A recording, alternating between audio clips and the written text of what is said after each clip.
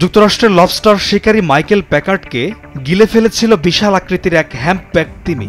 এই মার্কিন শিকারী জানিয়েছেন তিনি সাগরের নিচে লবস্টার বা বড় আকারের চিংড়ি মাছের খোঁজ করছিলেন। তখন বিশাল ওই তিমিটি তাকে গিলে ফেলে। এরপর প্রায় ৩০ থেকে ৪০ সেকেন্ড তিনি তিমির পেটের মধ্যেই ছিলেন। তারপর তিমিটি তাকে মুখ থেকে থুতুর সঙ্গে বের করে দেয়। কেবল মাত্র পায়ের গোড়ালি একটু মচকে যাওয়া ছাড়া আর কোনো ক্ষতি হয়নি মাইকেল প্যাকার্ডের। হ্যাম্পব্যাক তিমি ৫০ ফিট পর্যন্ত লম্বা হতে পারে এবং এক একটির ওজন হতে পারে প্রায় ৩৬ টন। ওয়ার্ল্ড ওয়াইল্ড লাইফ ফান্ডের তথ্য অনুযায়ী বর্তমানে বিশ্বে এরকম তিমির সংখ্যা প্রায় ৬০,০০০। ৫৬ বছর বয়সী মাইকেল প্যাকার্ড গণমাধ্যমে এক সাক্ষাৎকারে বলেছেন তিনি এবং তার সহযোগী মিলে তাদের নৌকা নিয়ে এক শুক্রবারের সকালে হেরিং কোভে যান। সেখানকার পরিবেশ ছিল চমৎকার এবং পানিতে দৃষ্টিসীমা ছিল প্রায় ২০ ফিট পর্যন্ত।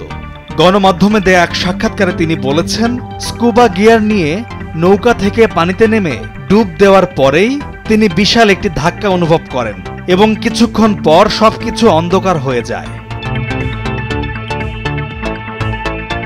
মাইকেল প্যাকার্ড ধারণা করেছিলেন তিনি হয়তো বিশাল আকৃতির সাদা তিমির হামলার শিকার হয়েছেন, যেগুলো ওই এলাকায় সাঁতরে বেড়ায়। তিনি বলেছেন তখন আমি আশেপাশে অনুভব করছিলাম আর বুঝতে পারলাম যে সেখানে কোনো দাঁত নেই। আর তখন বুঝে নিলাম আমি একটা তিমির মুখের ভিতরে চলে গেছি আর সে আমাকে গিলে ফেলার চেষ্টা করছে। এটাই বুঝি শেষ, আমি হয়তো মরে যাচ্ছি। প্যাকার্ড বলছিলেন সেই সময় তিনি তার স্ত্রী আর ২ পুত্রের কথা ভাবছিলেন। আর এরপর তিনি হঠাৎ করে পানির উপর ভেসে ওঠে প্রবলভাবে মাথা নাড়তে থাকে। তিনি বলেন আমাকে যেন বাতাসে ছুঁড়ে ফেলা হলো আর আমি আবার পানিতে পড়ে গেলাম।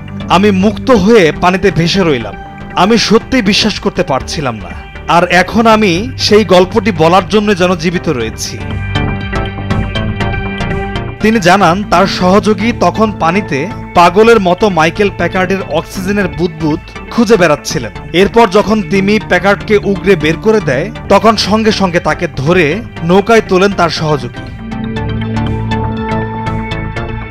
মূলত হ্যাম্পব্যাক তিমি সাধারণত মুখ যতটা সম্ভব হাঁ করে মাছ, ক্রিল বা অন্যান্য খাবার খেয়ে থাকে। তবে সমুদ্র বিজ্ঞানীরা বলছেন মাইকেল প্যাকার্ডের ক্ষেত্রে যা হয়েছে তা সম্ভবত একটি দুর্ঘটনা, কারণ তিমি কখনো কোনো মানুষকে গিলে খেয়েছে বলে এমনটা আগে শোনেনি তারা।